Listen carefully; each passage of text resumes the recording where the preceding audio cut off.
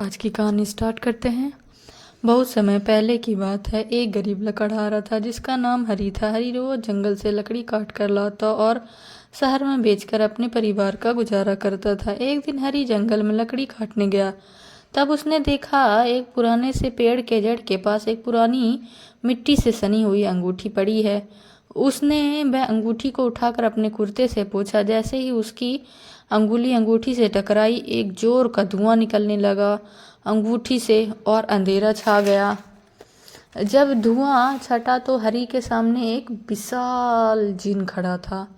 जिन ने हरी से कहा, आपने मुझे आज़ाद किया है, इसलिए मैं आपकी 3 इच्छा पूरी करूंगा। आपको क्या चाहिए, बोलिए। हरी तो पहले डर गया, फिर उसने हिम्मत जुटाई और बोला कि मेरी पहली इच्छा है, मुझे एक सुंदर और आरामदायक घर चाहिए जिसमें कभी किसी चीज़ की कोई कमी ना हो। हरी के बोलते ही एक शानदार हवेली उसके गांव के किनारे पर खड़ी हो गई। जिन ने कहा, अब दूसरी इच्छा बताइए। हरी ने सोचा, उसने अपने लिए घर मांग लिया है, अब क्यों ना अपने गांव के लिए कुछ किया जाए।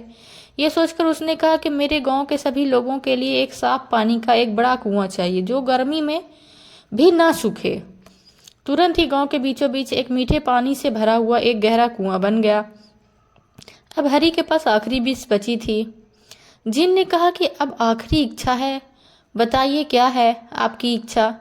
हरी ने सोचा कि मेरे लिए, अपने गांव के लिए तो मैंने सब कुछ मांग ही लिया है, अब क्या मांगू। वो सोच रहा था कि उसकी नज़र जिन पर पड़ी। वो बहुत कमज़ोर लग रहा था, उसकी शक्तियों का इस्तेमाल करते करते वो काफ़ी थका हुआ भी लग रहा था।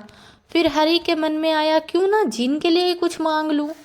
फिर हरी ने जिन से कहा कि मेरी आखिरी इच्छा है कि तुम हमेशा के लिए आज़ाद हो जाओ, तुम अब किसी की गुलामी ना करो। जिन की आंखें भर आई। अब उसने खुशी से हरी को गले लगा लिया और बोला, आपने मुझे वो दिया जो दौलत से कई ज़्यादा कीमती है। और फिर वह एक रोशनी के साथ गायब हो गया।